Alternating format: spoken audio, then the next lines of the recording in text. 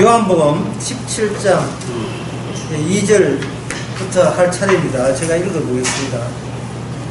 아버지께서 아들께 주신 모든 자에게 영생을 주게 하시려고 만민을 다스리는 권세를 아들에게 주셨음이로다. 이 지금 예수님께서 지금 하는 기도 내용입니다.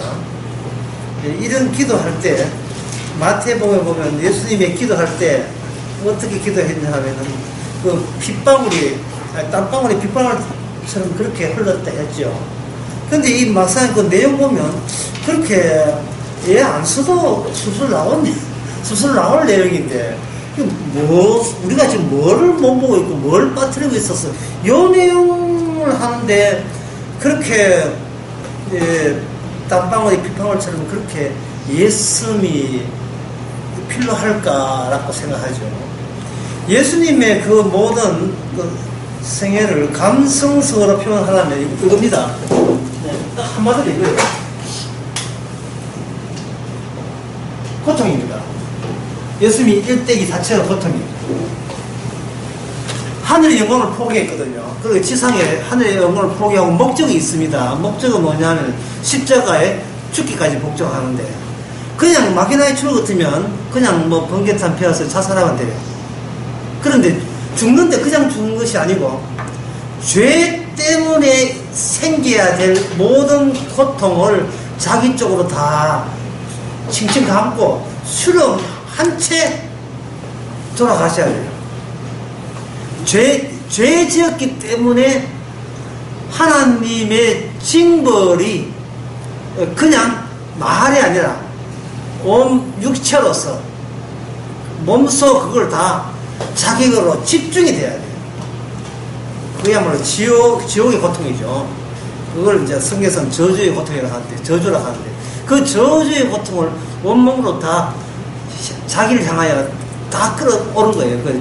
다 가는 거예요. 그걸 그 로마서에서 이렇게 봅니다. 율법이 주어질 때 그 고통도 같이 동반해서 오게 되어 있습니다. 율법이 주어질 때, 십계명 같은 것도 해요. 율법이 주어질 때. 그러면 우리는 뭐 지킬만 하면 지키고 바쁘면 못 지키고 뭐 편할 때 지키지 이렇게 하는데, 온 율법을 지키더라도 하나를 어기게 되면 모두 위반한 게 돼요. 그럼 모두 위반한 게 된다면 율법이 제공하는 그 징벌을 우리가 마땅히 다 받아야 돼요.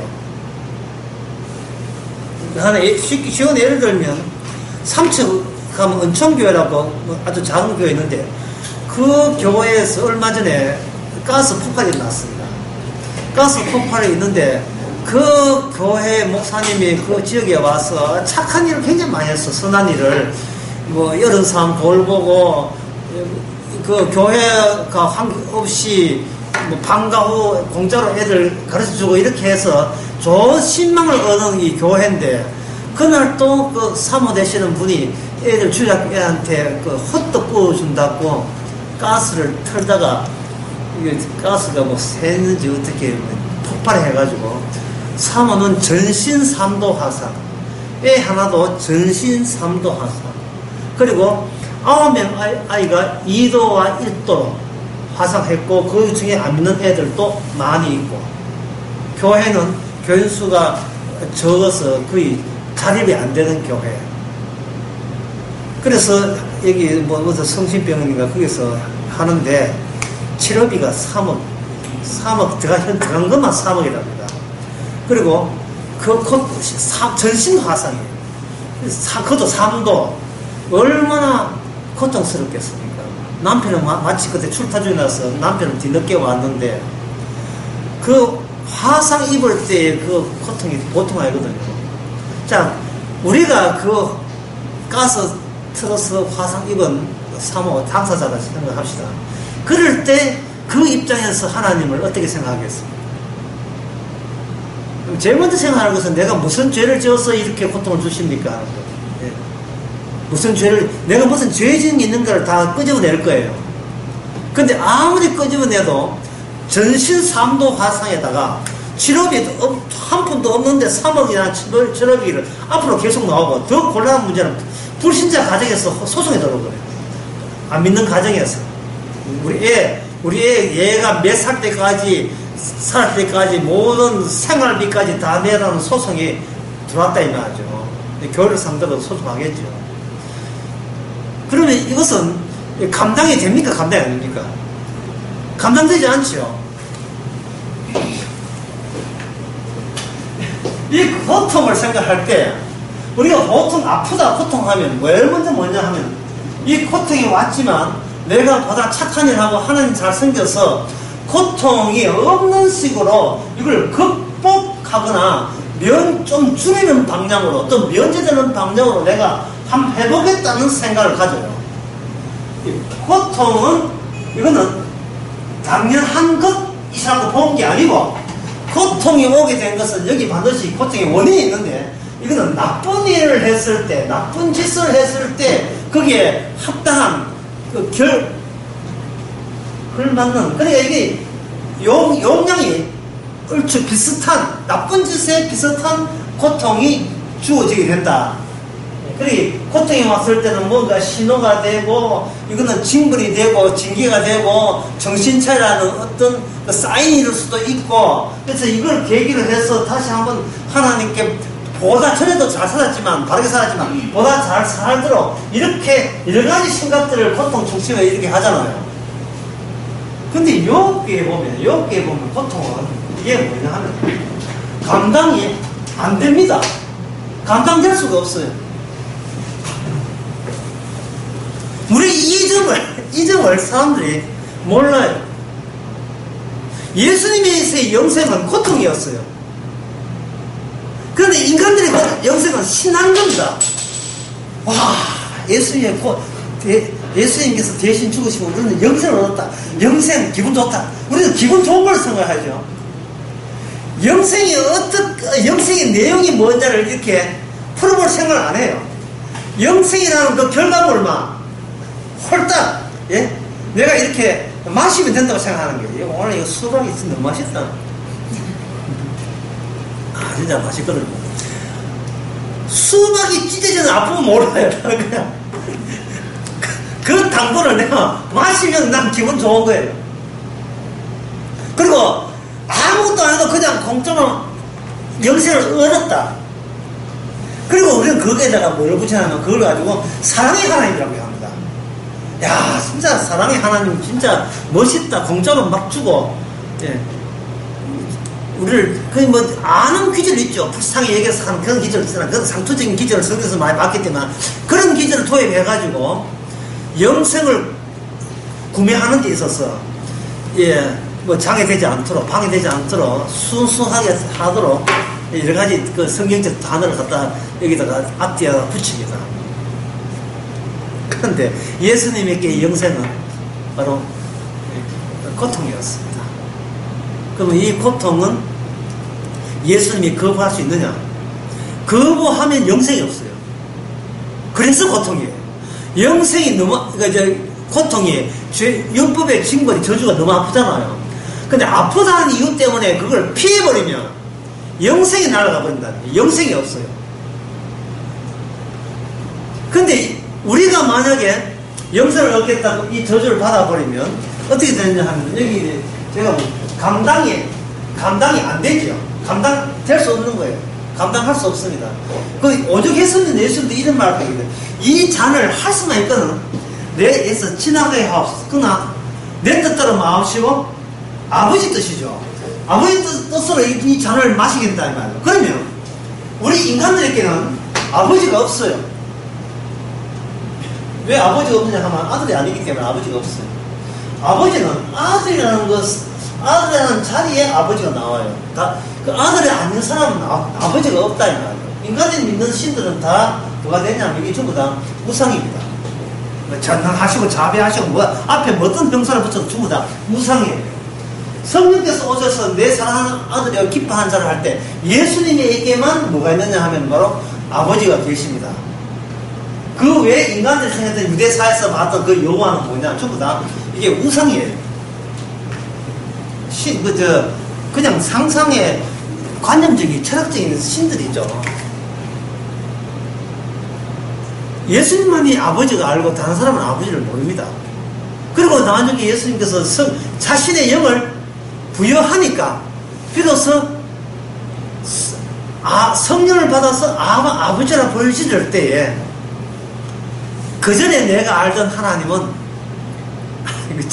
이거는 망상이었다는 사실을 새삼 받아들이게 돼요. 망상이었다. 이러한 끊어진 것을 이어가면서 예수님께 우리에게 보여준 것은 제가 아까 이야기했지만 감당되지 않는답니다.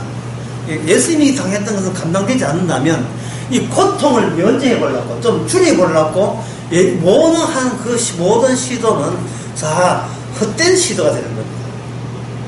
부질없는 짓이에요.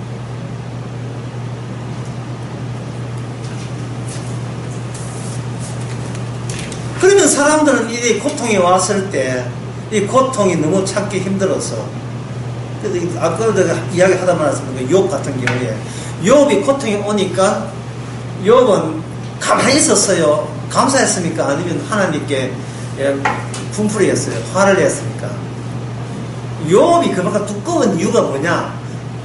그 두꺼운 내용 하나하나 전부 다 차츰차츰 하나님께 대드는 그 고통의 신음소리가 그렇게 욥기의 내용을 차곡차곡 채웠잖아요.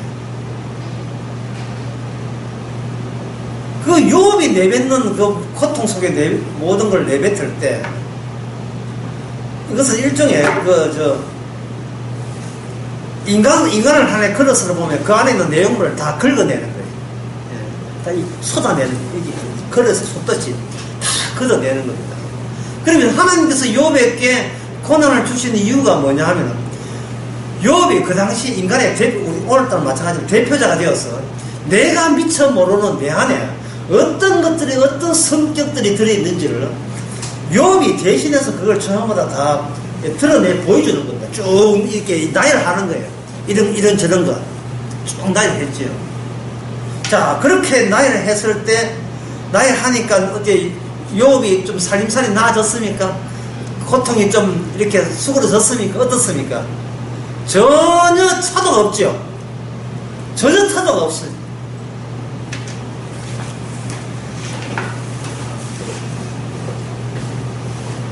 이게 너무 중요한 겁니다. 고통이 왜 중요하냐 하면은, 고통을 통해서 우리는 차도 없는, 그렇게 변화이 나지 않는, 차도가 없는, 또는 달라지지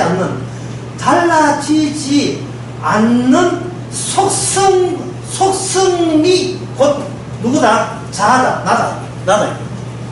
기도를 하고 헌금하고 교회에다 아무리 해도 인간은 어떤 짓을 해도 그 짓이 나를 변화시키지 않는다는 것을 욥이 대신 다 보여주는 겁니다. 욥이. 그런데 이 욥은 뭐가 그 당시 대조자이냐 하면 욥의 친구와 대조가 돼요. 욥의 친구한테는 고난이 안 왔잖아요. 고난이 안 오니까 요즘 말을 하면 그들은 배부른 소리 하고 있습니다. 이 배부른 소리를 분석해 보는 거예요. 욥에 나오는 욥 하나의 친구가 4명 달라붙죠. 그럼 마지막 엘리오 빼놓고 욥 하나의 앞에 있는 친구 3명 달라붙었습니다. 그러면 욥의 친구들이 내뱉는 신학이 어떤 신학이냐는 것을 분석해 봐야 돼요. 욥의 친구들이 내뱉는 신학이, 욥 마지막에 보면 하나님께서 나타나서 욥 보고 뭐라고 이야기하느냐면, 친구가 잘못되었으니까 그 친구의 죄를 위해서 욥이 네가 대신 제물을 드려서 욥의 죄를, 친구들의 죄를 용서하라, 이렇게 되어 있어요. 그러면 그 결론을 미리 알았으니까 그걸 가지고 욥의 중간 지점에 친구 나오는 지점부터 하나하나 거기에다가 그 대비를 해보는 거예요. 대비를 해보면 소위 욥의 친구들이 내뱉는 그 신학이 뭐를 본다면 하나님도 모르고 배부른 자의 소리, 이 망상이죠, 망상. 인간에서 나올 수 있는 자기 자신도 누군지도 모르면서 그냥 내뱉는 그런 신학들이 나옵니다. 그 신학이 무슨 신학이냐 하면, 그 신학이 무슨 신학이냐, 바로 악마의 신학이죠. 자, 악마의 신학의 특징은 뭐냐 하면, 첫째, 중요한 것은 하나님의 존재를 충분히 인정한다. 하나님의 존재를 인정해요. 악마가 하나님을 좀 알지요. 야고보서 2장 나오죠. 예? 하나님이 한 분인 줄 아느냐? 마귀도 그 귀신도 믿고 떠드는 데 있죠. 하나님의 존재를 인정해요. 하나님의 존재를 인정합니다. 두 번째 신앙이 뭐냐 하면, 하나님의 존재를 인정하는, 그 다음에 뭐가 하냐면, 그는 나부터 출발돼요. 이 하나님의 존재를 인정하니까 나는 하자가 있다 없다, 나는 잘못이 있어 없어요. 하나님의 존재를 인정하니까 잘못이 없다가부터 시작되는 거예요. 잘못이 없다. 그 잘못이 없다부터 나오면서 여기서 뭐가 하냐 하면 선과 악이 나옵니다. 선의 이 리스트가 딱 나와요. 이런 것이 선이다. 그 중에 하나가 이 악마의 신학 중에 하나가 시작은 미약하나 나중에 창대하다. 그게 빌다시 향이 나오죠. 그 다음에 선은 이렇고, 그 다음에 뭐가 나오냐면 악은 이렇다고 쫙 나열해요. 이걸 옳은 식으로 하면 이게 뭐냐면 윤리와 도덕이 나와요. 어디서? 배부른 자의 소리였어. 욥의 친구였어. 이게 쭉 나와요. 그 다음에 뭐가 나오냐면 세 번째 마지막 뭐가 나오냐면, 선을 했으면 뭘 받느냐 하면 보상을 받고요. 악을 했으면 뭐냐 하면 징벌을 받아요. 이게 악마의 신학이에요. 이 배부른 자의 욥의 친구의 신학이에요. 그리고 이렇게 정리된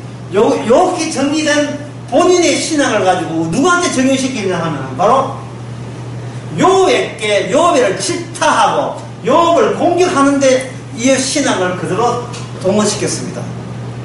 그렇다면 욥기에서 이야기하고 있는 전체 주제가 뭐냐 하면은, 인간들은 뭘 안다? 인간들은 누구를 안다? 내모를 안다? 뭘 안다? 인간들은 신을 알고 있다고 내부적으로 자기 내부로 그렇게 주장한다. 신을 알고 있다고.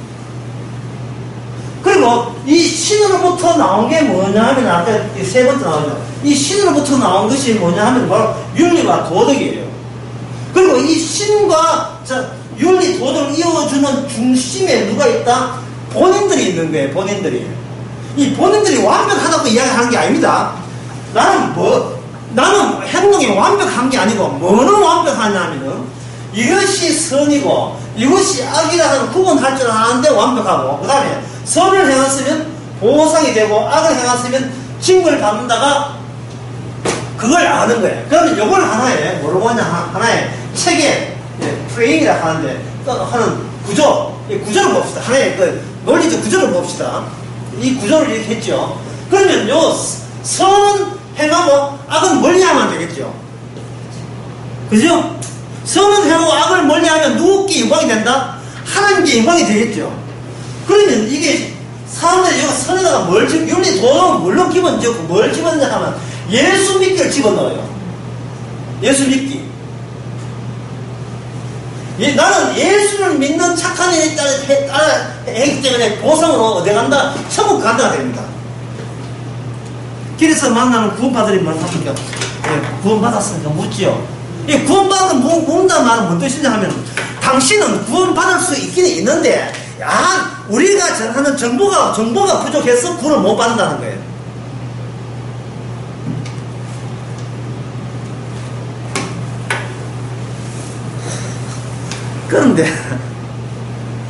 그런데 이 욥기에서의 이 구원 문제가 욥을 통해서 나타납니다. 어떻게 나타나냐 하면은, 이런 게 참 제가 설명서 어려운데, 욥이 아까 누구를 위해서 제사 드린다 했습니까? 욥의 친구를 위해서, 그게 아니야, 그건 엉터리야 라는 행위 안에서 구원이 이루어져요. 그럼 구원이라는 것은 정보를 내가 성경에서 잘 모르겠는데 성경에서 누가 알려주는 그 정보를 내가 습득하고 확보해서 구원을 얻는 게 아니고, 누군가 억울하게 고통받는 사람이 등장해야 돼요. 내 앞에. 나 말고 내 앞에 누군가 억울한 사람 등장했고, 그 억울한 분의 고통과 고난 받은 그분이 그 다음에 이 아무것도 모르는 나를 위해서 나한테 물어보지 않고 일방적으로 죄 사함에 제사를 드려줘야 돼요. 복잡해요. 예. 그러면 구원이라는 것은 주님하고 그 하나님하고 내하고 관계입니까? 내 빼고 얻어진 거예요. 내 빼고 얻어진 거예요. 따라서 이 말은 뭐냐? 나는 구원해 주세요라고 하는 권리가 있겠어요, 없겠어요? 없습니다. 그런 권리가 없어요. 구원은 아버지와 아들 간 문제지, 우리 아들도 아니고 우리가 나설 문제가 아닙니다. 나설 문제가 아니에요. 자, 요 이야기를 그대로 이제는 실성이 들어가버려. 요 이야기를 요의 친구들한테 이야기를 해본다 칩시다. 요 이야기를 예수의 피로 인하여 예수님의 선택에서 구원되었습니다. 이 이야기를 나는 구원될 자격도 없었는데 주께서 일방적으로 나를 위해서 이미 씻어줬습니다 라는 이야기를, 이게 욥의 이야기를 가지고 욥의 친구들한테 이야기를 해보자 이 말이죠. 욥의 친구들이 이야기하게 되면 어떤 이야기를 하면은 뭐라고 하냐면 하나님의 존재하심과 이게 무관한 이야기라고 티방을 놔요. 하나님의 존재하심. 왜냐하면 방금 내가 누가 욥이 고난받고 죄세나는 것은 이게 기능에 속한 문제지 존재의 문제 아니잖아요. 계시다 그게 문제 아니고 뭔가 계신 분이 이 땅에서 뭔가 뭘 했던 이야기잖아요. 그래서 존재함 자체는 전혀 이거는 구원하고 상관이 없는 거예요. 욥의 친구는 뭐라 하냐 하면 네가 어쨌든 나는 신의 존재를 믿는 것은 맞잖아. 그건 내 인정하잖아. 이래요.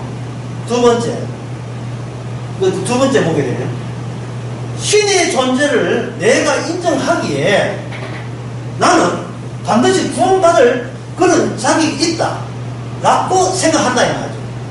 왜냐하면 사람이 보상을 받는다는 것은 아무것도 안 한 데서 보상받아 버리면 이게 윤리적으로 모순이 되어버려요. 뭔가 한 게 있어야 보상이라는 게 의미가 있지, 한 것도 없는데 보상 주어진다 하면 이거는 좀 이렇게 어처구니 없는 논리적 오리에 빠진다 이렇게 되는 거예요. 뭔가 해야 돼. 뭔가 하는데 예수 믿어주기라는 착함을 누가 한다? 내가 그걸 믿는다는 행함을 행할 때 비로소 보상 차원에서 주어진다. 이게 그들이 이렇게 납득이 되는 겁니다. 왜? 나는 나의 행함에 대해서 내한테 문제 있다는 생각을 이 사람들은 해본 적이 없거든요. 근원적으로 나한테 문제가 있다는 생각을 우리는 못 해봐요. 근원적으로. 좋으나 싫으나 내가 알아서 내 인생 살지. 못나도 내 인생 내가 알아서 하고 잘나도 내가 알아서 한다 이지. 못나고 나하고 내가 내한테 손댈 권한은 없다는 말을 도저히 우리는 알아듣지를 못합니다. 그럼 이래 아무것도 안 하고 있다가 지옥 가면 어떠냐 하잖아요. 지옥 가면 어떠냐. 성경 자체가 이야기합니다. 우리는 지옥만 가야 돼요. 이게 내 뜻이 아니고 아담의 뜻이거든요. 아담이 범죄할 때 이미 모든 인간 죽었잖아요. 죄로만 죽었잖아요. 그러면 하나님의 뜻에 의하면 지옥만 가야 돼요. 그리고 더 이상을 욕심내면 안 돼요. 그게 성경에 어디에 나오냐 하면 갈라디아서 3장 10절에 나옵니다. 13절에 나옵니다. 예수님께서 십자가에 고린도후서 5장에 나오죠. 예수님께서 십자가 죽으심으로 모든 사람이 다 죽은 거죠. 예수님이 십자가에 죽으시면 갈라디아서 3장 13절 마찬가지입니다만 예수님이 십자가에 죽으심으로 모든 인간은 율법 아래에서 저주받아야 되죠. 저주받으면 저주받을 값을 해야지 왜 딴소리가 나오냐 이 말이죠. 못 지키면 지옥 가는 게 당연한데 왜 좋은데 보내주세요 라는 그런 생각을 한다는 자체가 신이 달라서 그래. 이게 하나님이 아니고 나 잘났다 해서 파생된 하나님이에요. 나 훌륭하다 해서 파생된, 나는 완벽하는 건 아니지만 어쨌든 훌륭하다는 데서 파생된 하나님이에요. 이 무슨 수로 이걸 바꿀 수 있습니까? 잘났다는데 내한테 하자가 없다는데 이걸 무슨 수로 바꿀 수 있습니까? 못 바꾸죠. 그래서 어떻게 하느냐 하면은 사람들은 악마가 시키는 대로 윤리 도덕으로 자기를 둘둘 감습니다. 교회 와서 윤리 도덕 이야기만 뽑아서 들어요.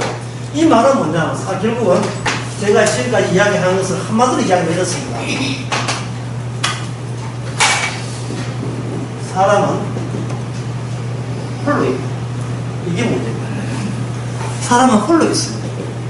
혼자서 구원 방법을 주께서 주신 적이 없습니다. 예수님은 누구와 함께 있어요? 예수님 아버지와 함께 있어요. 인간은 혼자 있어요. 혼자 있으니까 필요한 것들을 주기 위해서 뭘로 감느냐 하면 율법으로 감아요. 윤리 도덕으로 자기를 혼자 있는 여기를, 이게 만약에 굴이라면, 자석이라면 여기다가 굴이 코를 감는 거예요. 이 전기 생산되게 돼요.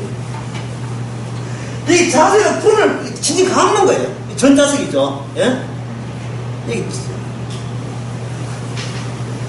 사람이 혼자 있는 게 아니에요. 사람은 누구나 혼자 있는 게 아니에요. 자기 잘난 맛이 두루 감아야 돼 있어요. 자기 정당성과 자기 잘난 맛이.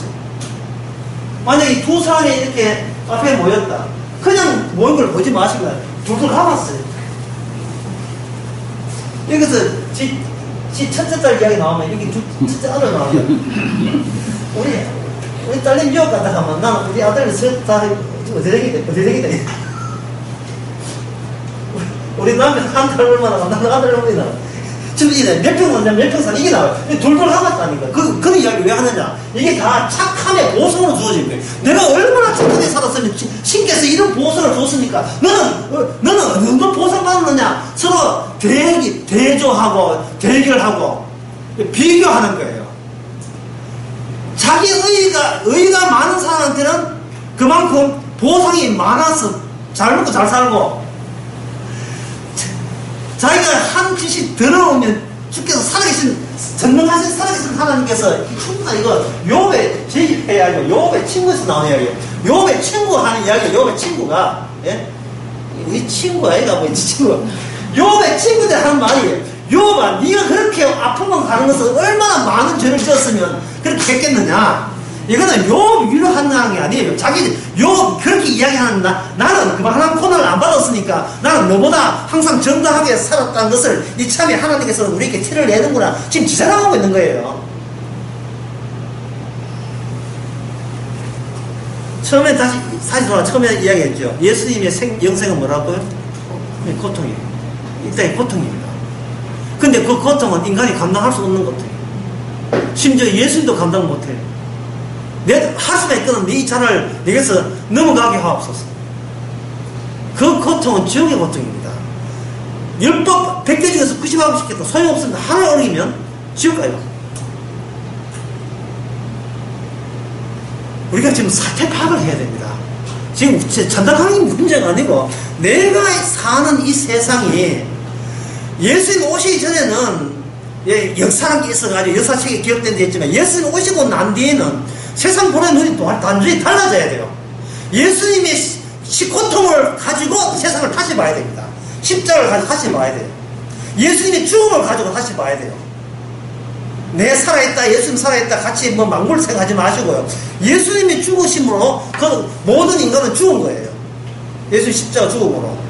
예수님이 저주받음으로 모든 인간은 다 지금 다 저주에 사는 게 저주예요. 다시 삼척 언총교회로 돌아가 봅시다. 제가 만약에 그 사모한테 찾아간다. 찾아갈 때 나 빈손으로 찾아가면 욕 튀겨도 사모 나왔다 뻔히 알면서도 위로금 봉투에 좀 엮고 가지. 보탬이 들어. 그냥 빈손 갔다. 그러면 사모나 그 목사한테 우리가 해줄 말이 뭐가 있습니까? 참 손만져 만져 아프니까 전신 다 사주고 아프지 말고 그냥 만찬 척하면서 만찬 척하면 해야죠. 참 훌륭하십니다.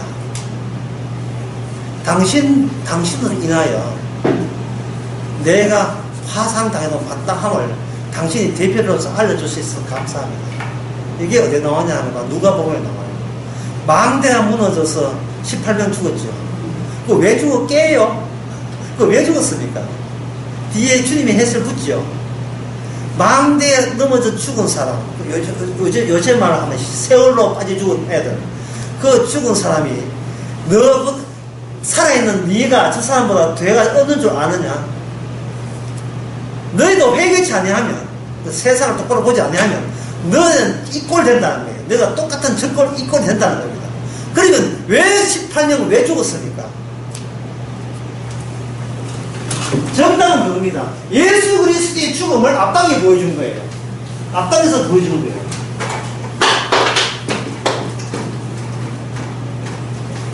축하드릴 일입니다. 축하드릴 일이에요. 왜냐하면 이 세상은 고통의 세계이기 때문에, 저주의 세계이기 때문에 주의 뜻에 의해서 저주에서 빨리 빼내줬으니까 축하할 일이죠. 제대 빨리 했으니까. 마르다 마리아 오빠 이름 뭐죠? 나사로. 나사로가 죽고 난 뒤에 누가 화내냐 하면 마르다 마리아가 화를 내죠. 그 때문에 예수님이 울었습니다. 왜 화를 냅니까? 그들은 살아있어야 이게 자기의 가치에 부합된다고 본 거예요. 지금 우리를 죽이는 것은, 우리를 죽이는 것은 두 번 죽이는 것이 이미 된지 모르겠습니다만, 우리를 죽이는 것은 우리가 평소에 예수님이 섬겼던 거기에 합당한 대우가 아닙니다고 생각하는 거예요, 그게.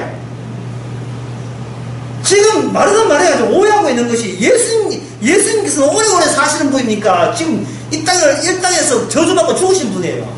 예수님 자신이 저주받고 죽으신 분이에요. 그러면 영생은 어디 있습니까? 예수님 가신 길이 있죠. 노선이 달라요. 노선이 달라요.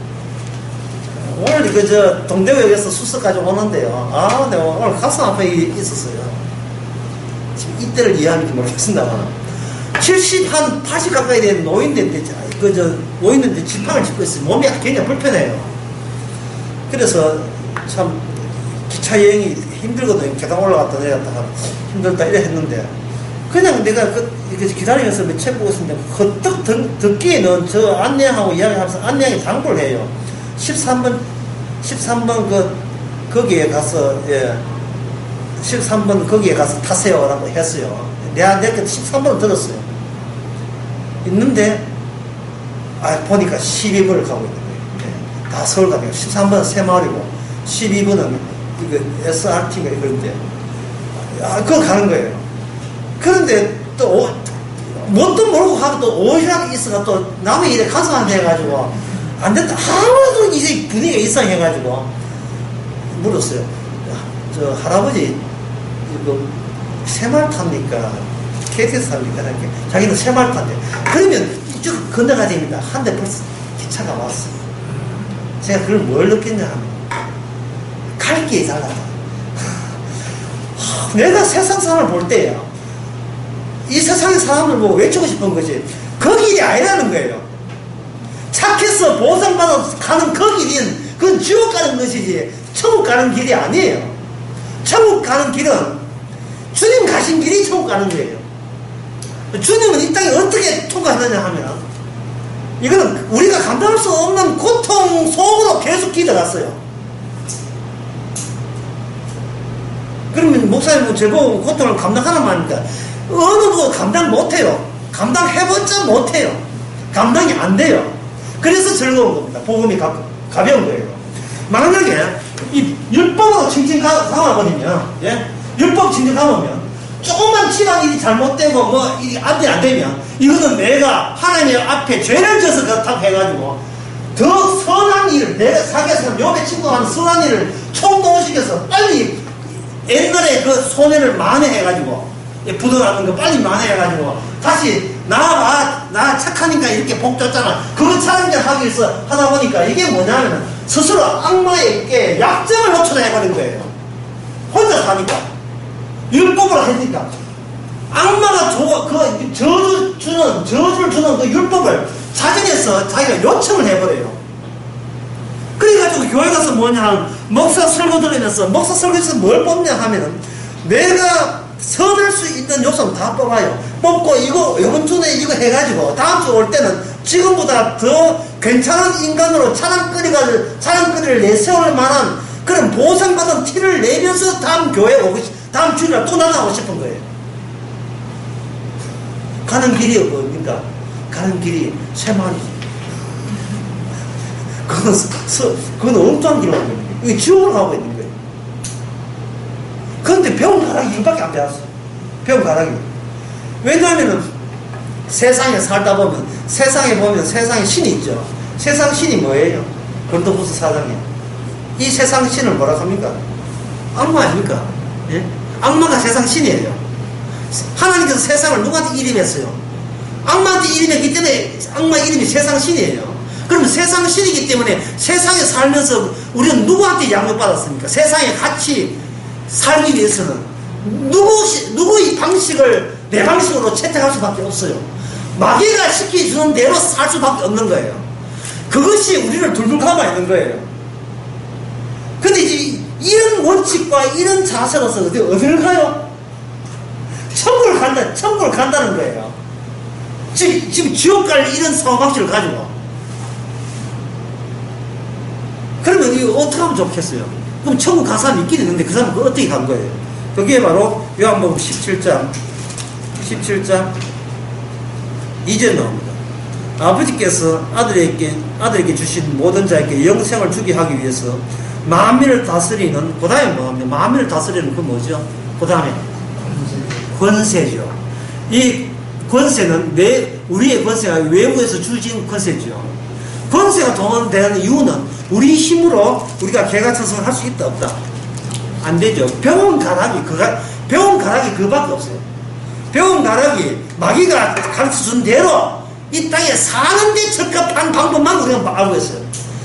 이 땅에서 오래 살기 남기 위한 필요했던 모든 요령과 재주는 다 하고 있어요. 우리가 어려울 때는 기도하면 되고, 뭔가 돈에 욕심내서 헌금을 하게 되면 자식 대대 복을 받고, 모든 것이 잘 되는 거예요. 그 잘 된다는 것이 그게 잘 된다는 말은 다른 말 하면 이런 뜻이에요. 잘 된다 하고 같은 말이 뭐냐? 안정적이다. 안정성이 있다. 안정성이 있다. 그러면 가장 안정적인, 이 세상에서 가장 안정적인 뭐겠습니까? 한자로. 돈이잖아요. 돈 있으면 마음이 편해지죠. 로또 등원하는데 울고불고 난리 한 사람 봤습니까? 없지요. 돈 되기 위해서 애들한테 교육시키고 유학 보내고 가정교육 하잖아요. 행동 똑똑해라. 똑똑하면 이게 대기업에 못 나간다 이런 거. 모든 것이 돈만 가는데 돈이 안정감을 줘요. 이 방식이 누구한테 배운 거예요? 우리가 누구한테 배운 겁니까? 바로 이 세상신 악마한테 이걸 배운 거예요. 악마한테 배운 심성을 가지고 어디 갑니까? 교회에 가요. 교회 가서 기도 내용부터 해가지고 모든 헌금부터 모든 봉사가 결국 우리가 은근히 뭘 노리냐 하면 이렇게 할 테니까 우리로 하여금 안전방으로 있어서 안전하게 사는 방법은 돈 좀 아슬아슬하게 주지 마시고 좀 이렇게 편하게 여생을 좀 이렇게 연금도 좀 많이 이렇게 되게 해달라고 우리는 기도하고 할 뿐이에요. 그리고 교회 가서 봉사했다 하면 그 보상은 돈으로 환원되어서 오기를 바라죠. 그러면 이제 교회에서 이제 목사님들은 이야기합니다. 마음을 낮춰야 된다고. 그러면 교회들은 마음 낮추면 돈 주십니까? 이렇게. 마음 낮추면 돈 주십니까? 주를 위해서 고난을 받아야 돼. 그럼 주님께서 고난 받으면 돈 주시겠습니까? 인간이 달라질 수가 있겠어요? 안 달라집니다. 그럼 방법은 뭐냐? 바로 혼자 살지 말고 같이 사는 거예요. 같이 사는 거예요. 우리를 뭐라고 하냐? 성도를 예수님의 신부라고 하죠.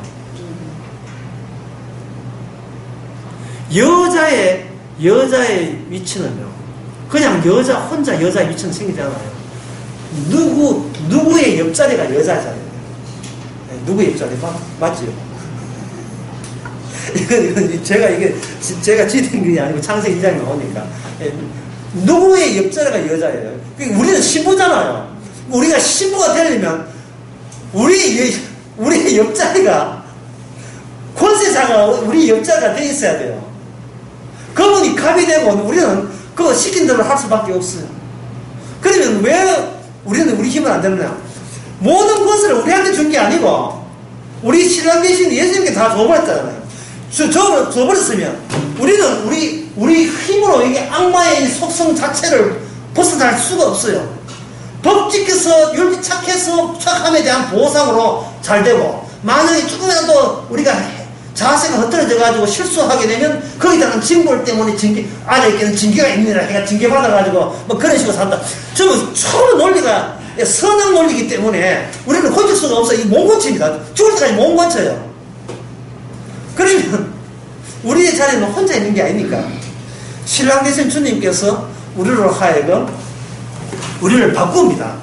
바꾸는데 어떻게 바꾸느냐 하면은, 그 바꾸는 방법은 우리가 그러시라면 그렇게 해서 이걸 우리의 속성을 끄집어내요. 주께서 번세니까 모든 사태죠. 모든 사태를 주셔가지고 우리를 이제 하나둘 끄집어내요. 아까 제가 저 고통이라고 했는데 여러분한테 문제를 한번 볼게요. 자, 아까 3덕 은총교회 3호, 3도 화상, 정신 화상 2번 및 3호, 지금 단기 2번 플러스 알파, 이게 고통스러웠습니까? 아니면 내가 물어볼 테니까 너 그때 답해야 돼요. 제가 옛날 영주 동국이 있었는데 그때 과장 일이 뭐냐면 코카콜라 영주 영업소 과장이었습니다. 그 사람은 항상 교회할 때 얼굴이 시커매요. 왜 시커매냐 하면 밀어내기하죠. 밀어내기란 뭐냐 하면 공장에서 코카콜을 만들잖아요.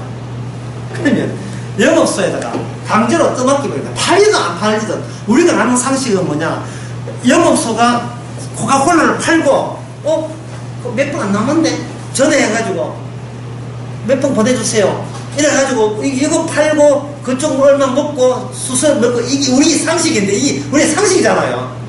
그게 아니고 계속 줘가지고, 이거는 그 코카콜라도 마찬가지고 몇 년 전에 있었던 그 요플레, 예, 요플레도 마찬가지고 며칠 전에 그 뉴스에서는 된장, 예, 된장도 마찬가지예요. 여기서 팔리든 안 팔리든 네가 알아서 그걸 네 돈도 사든지 막 모르겠고 무조건 밀어내게 해요.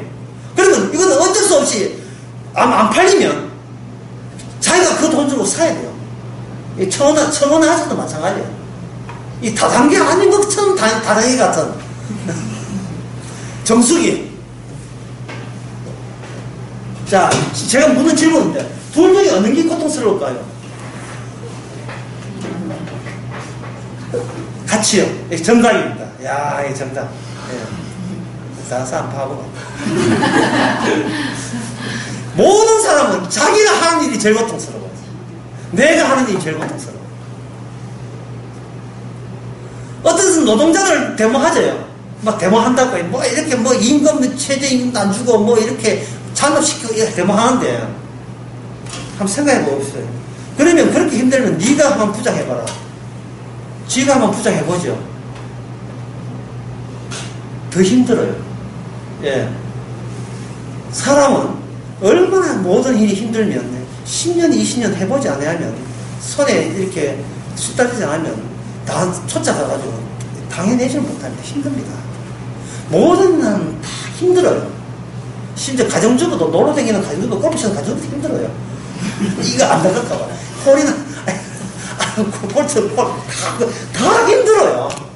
왜냐? 이 세상 자체가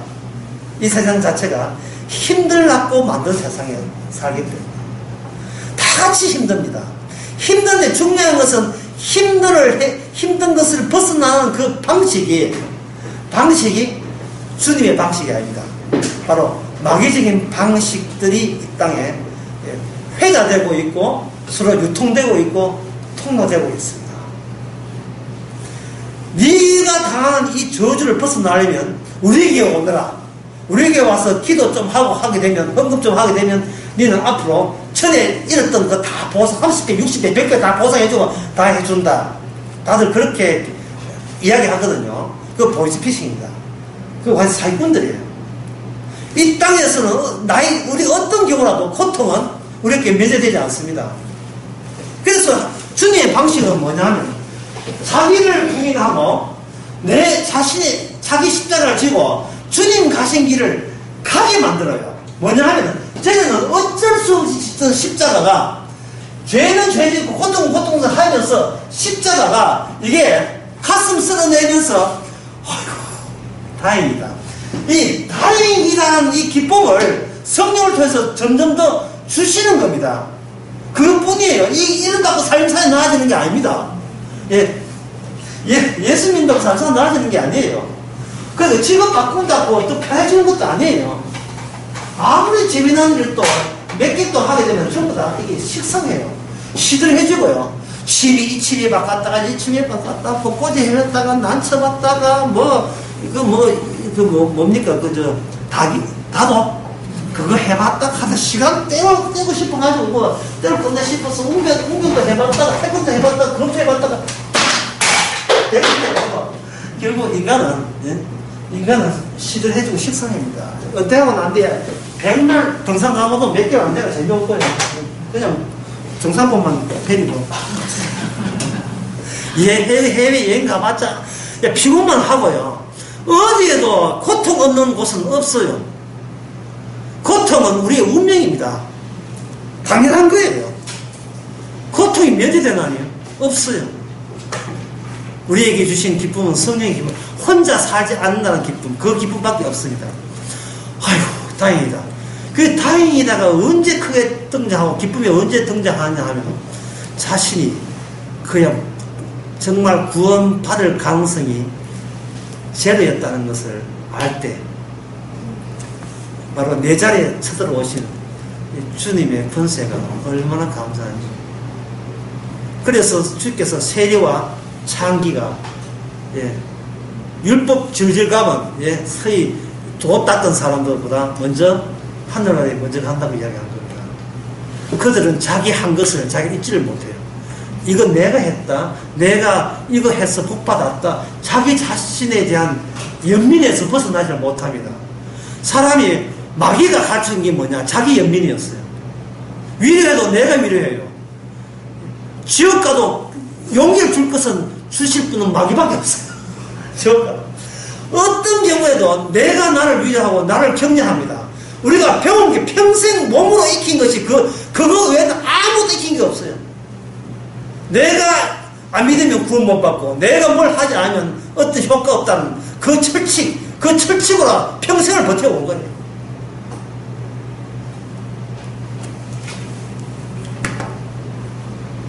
권세라는 것은 적절함 또는 합당함, 그런 내용이 들어있습니다. 요거 이야기하고 쉽시다. 문제 물어볼게요. 권세가 가시적 결과가 있습니까? 아니면 없습니까? 눈에 보이는 결과가 있어요? 없어요? 권세가 있습니다. 왜냐하면 이게 바로 이 세상이거든요. 이 세상의 권세를 인간은 이겨낼 수가 없습니다. 아까 제가 이 세상 신켰지요. 이 권세는 눈이 있어요. 그걸 가지고 사람은 뭐라고 하냐? 이걸 현실이라고 해요. 현실 또는 사실 또는 다른 말 있는 그대로. 이게 전부 다 권세입니다. 그런데 17장 2절에 이 모든 권세를 누가 줬다 했습니까? 하나님께서 누구한테 이름했죠? 예수님한테 이름한 거예요.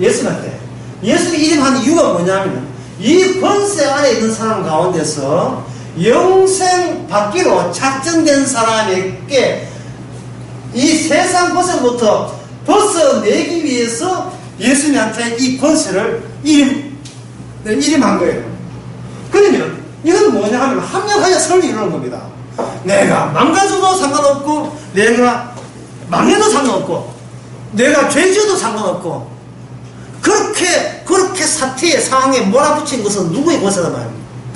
바로 내 말고 내 옆에 계신 분, 나는 그분의 여자기, 신부거든요. 그분의 여자기 때문에 나를 여자라 칭하시는 그분이 우리를 죄에서 건져내기 위해서 의도적으로 만들어낸 무대에 우리가 놓여 있습니다.